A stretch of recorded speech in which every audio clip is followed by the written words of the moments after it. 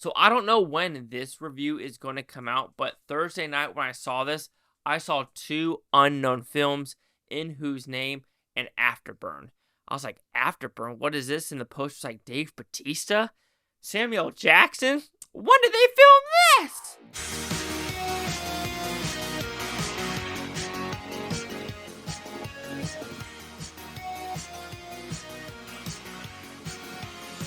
Chase Lee Hockey here with the Blue Futon reviewing Afterburn. There's a little gnat in here. So it's about pretty simple premise. A flare, solar flare, blah, blah, blah, blah, blah, blah, and now the Earth, power outage, and we are in the UK, and now there's no borders, and shenanigans ensuing.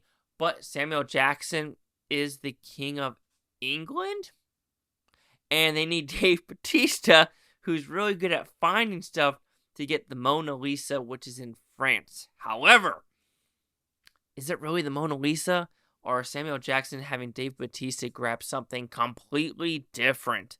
So did I like this film? As just basing off the poster, not seeing a trailer, I was like, let's see what we get. And I was kind of okay with this film, right? So I saw the credits roll in the very beginning. I saw it directed by J.J. Perry. I was like, wait a minute, J.J. Perry, that name sounds familiar. Day Shift, which was the Jamie Foxx, Dave Franco vampire movie, actually pretty damn good. He did The Killer's Game, another Dave Bautista movie that came out last August. I thought that was a okay film, but I do think Afterburn is in the middle of his filmography where it is better than the last Dave Bautista movie he did.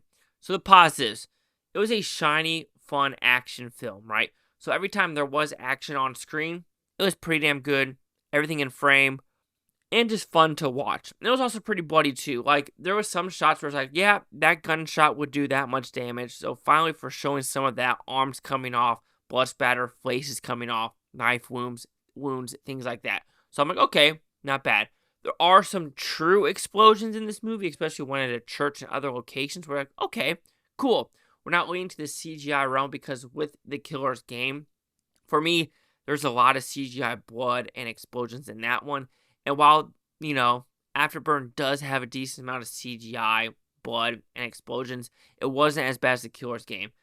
Acting-wise, I think Dave Bautista did a good job kind of as a spastic character, because the last movie he was in also was in The Lost Lands. He played something very serious in this one. And this one was kind of the same-esque premise, but more goofy and fun. Samuel Jackson's maybe in the movie for 15, 20 minutes. So he was maybe on set for 5 to 7 days max, just in my opinion, to get his scenes done. And skedaddle, skadoodle, dick is a noodle. You know what I'm saying? So yeah, you have that with the acting. Directing, like I said, I thought it was directed better than The Killer's Game. You actually saw what was going on with the fight sequences. And when there were fight sequences, they're pretty good. Also, a pretty good car chase sequence in the middle with a tank. So I was pleasantly surprised what I was expecting on that level as well. Everything else about this movie, though, you've seen it a million times before, right? The story, what is he actually getting, they're backstabbing, and things like that. And I think the bad guy is also in Game of Thrones. I'm thinking he was the redhead guy with a nice beard, so I think he was in Game of Thrones. I could be completely wrong. But it's kind of a smaller cast, and the girl, Olga, I say her name wrong, but she was the Bond girl in Quantum of Solace. Like I said, it's kind of an action movie you've seen before. Been there, done that. However, without seeing the trailer and going in, I was pleasantly surprised with some of the action set pieces. I was surprised with some of the humor that worked. And just having a kind of a fun time at the movie theaters. This is a very much a shut your brain off. Don't expect too much. Because at the very end, you're at the movie and you're thinking what this world has gone through. You're thinking, where did you get those two fantastically Stella beers? Like, where do those come from?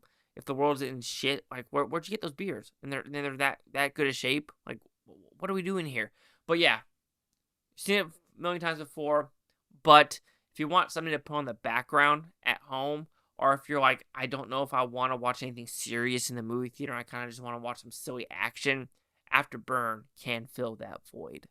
So Afterburn will receive a 3 out of 5 with Futons, which equals at 60%. So let's see the critics and user scores gave this one. And we have one critic, he gave it a D+. Nothing yet from the popcorn meter audience, and that's it. So a D plus and my 60. Chase Hawk with the Blue Futon. Like, comment, subscribe. One likes Futopia. You Blue Futon. Thank you for watching. A great day. I don't care watch this take tomorrow, week from a month, year from. I'm just gonna freak one of you. Peace and love. Peace and love. And seriously, just looking at the poster, I was expecting a lot worse.